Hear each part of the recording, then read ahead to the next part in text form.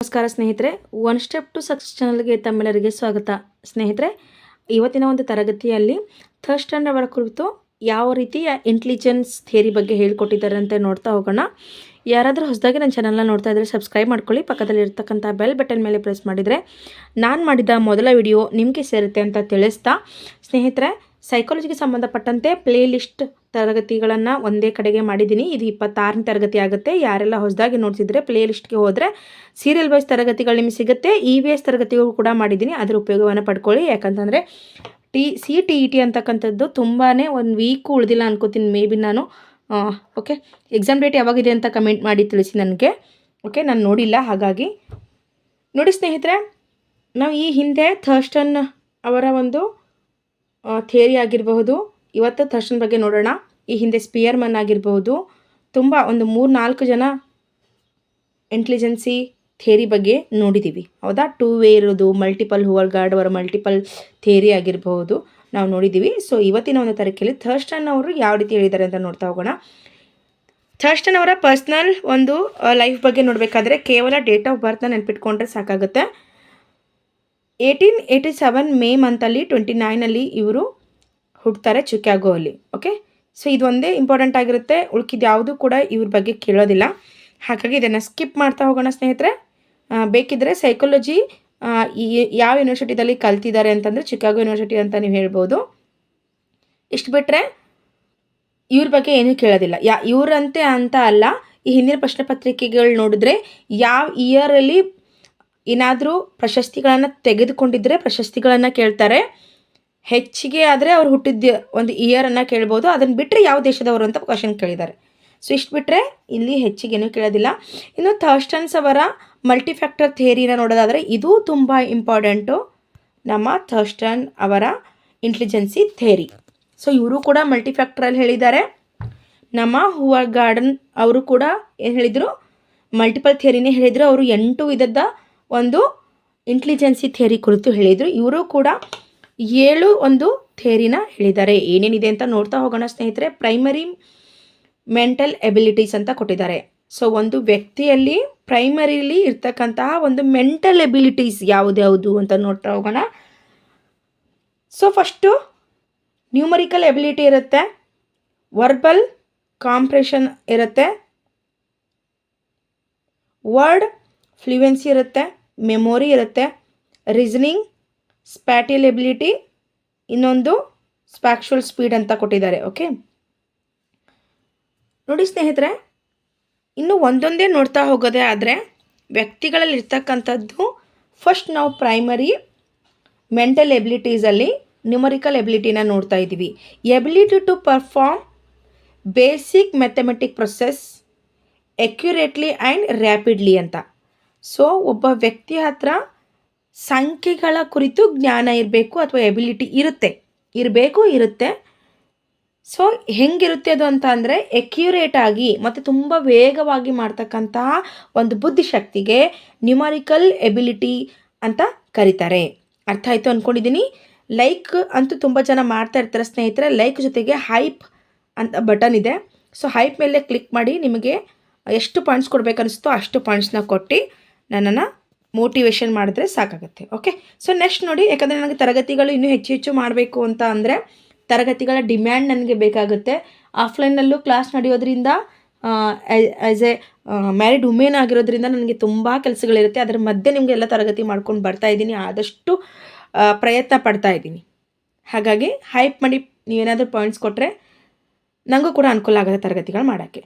Verbal ಕಾಂಪ್ರೆಷನ್ನ ನೋಡೋದಾದರೆ ನೋಡಿ, ability to understand ideas expressed in a word form. ಶಬ್ದಗಳಲ್ಲಿ ನೋಡಿ ಸ್ನೇಹಿತರೆ, ಶಬ್ದಗಳಲ್ಲಿ ತಮ್ಮ ಐಡಿಯಾಸ್ಗಳನ್ನು ಎಕ್ಸ್ಪ್ರೆಸ್ ಮಾಡ್ತಕ್ಕಂಥದ್ದು ನಾವು ವರ್ಬಲ್ ಕಾಂಪ್ರೆನ್ಷನ್ ಅಂತ ಕರಿತೀವಿ. ಏನು ಒಂದು ಇವಾಗ ಒಬ್ಬ ಕವಿ ಇರ್ತಾನೆ, ಆತನ ಭಾವನೆಗಳನ್ನು ಪೋಯಮ್ ಮೂಲಕ, ಪದ್ಯಗಳ ಮೂಲಕ ತೋರಿಸ್ತಾನಲ್ವ, ಇದು ವರ್ಬಲ್ ಕಾಂಪ್ರೆನ್ಷನ್ಗೆ ಬೆಸ್ಟ್ ಎಕ್ಸಾಂಪಲ್ ಅಂತ ಹೇಳ್ಬೋದು. ಇನ್ನು ವರ್ಡ್ ಫ್ಲೂಯೆನ್ಸಿ ಬಗ್ಗೆ ಬರೋದೇ ಆದರೆ ability to speak and write fluently. Okay, so word ಫ್ಲೂಯೆನ್ಸಿಯಲ್ಲಿ ಮಾತಾಡುವುದರ ಜೊತೆಗೆ ರೈಟಿಂಗ್ ಮಾಡೋದು ಕೂಡ ಅವ್ರ ಹತ್ರ ಇರ್ತಕ್ಕಂಥ ಒಂದು ಸ್ಪೆಷಲ್ ಒಂದು ಬುದ್ಧಿಶಕ್ತಿ ಆಗಿರುತ್ತೆ. ನೆಕ್ಸ್ಟ್ ನಾವು ಮೆಮೊರಿಗೆ ಹೋಗೋಣ ಸ್ನೇಹಿತರೆ. Ability to recognise and recall information such as number, letters and words. ನೆನಪಿನ ಶಕ್ತಿ ಅಂತಕ್ಕಂಥದ್ದು ಕೆಲವೊಬ್ಬರ ಹತ್ರ ಅದೂ ಒಂದು ಬುದ್ಧಿಶಕ್ತಿನೇ ನೋಡಿ. ಇದು ನಮ್ಮ ಕಾಂಪಿಟೇಟಿವ್ ಎಕ್ಸಾಮ್ಗೆ ಕಂಪೇರ್ ಮಾಡೋದೇ ಆದರೆ ತುಂಬ ಚೆನ್ನಾಗಿ ಎಕ್ಸಾಂಪಲ್ ನಾವು ಕೊಡ್ಬೋದು. ತುಂಬ ಜನ ತರಗತಿಗಳನ್ನು ಕೇಳ್ತಾರೆ. ಮೆಮೊರಿ ಬಗ್ಗೆ ನಾನು ಮಾತಾಡ್ತಾ ಇರೋದು.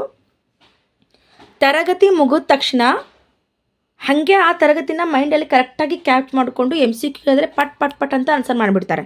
ಕೆಲವೊಬ್ಬರಿಗೆಲ್ಲ ಅರ್ಥ ಆಗುತ್ತೆ, ಬಟ್ MCQ ಮಾಡುವಾಗ ಅಪ್ಲೈಡ್ ಕ್ವಶನ್ಸ್ ಬಂದಾಗ ಅದನ್ನು ಅಟೆಂಪ್ಟ್ ಮಾಡ್ತಕ್ಕಂಥ ರೀತಿ ಗೊತ್ತಾಗಲ್ಲ, ಅದು ಬೇಗ ಮರ್ತೋಗ್ಬಿಡ್ತಾರೆ. ಎಷ್ಟೇ ಓದಿದ್ರೂ ನೆನಪಿರಲ್ಲ ಅಂತ ತುಂಬ ಜನ ಹೇಳ್ತಿರ್ತೀರ. ಎಷ್ಟು ಓದಿದ್ರೂ ನಮಗೆ ನೆನಪಿರಲ್ಲ ಅಂತ ಹೇಳ್ತೀರ. ಸೊ ಯಾರಿಗೆ ನೆನಪಿರುತ್ತೋ ಅದು ಅವ್ರ ಹತ್ರ ಇರ್ತಕ್ಕಂಥ ಒಂದು memory intelligence, ability to recognise and recall information such as a numbers, letters and words. ಬುದ್ಧಿಶಕ್ತಿ, ನೆನಪನ್ನು ಮಾಡ್ತಕ್ಕಂತಹ ಬುದ್ಧಿಶಕ್ತಿ ಒಂದು ವಿಧವಾಗಿದೆ.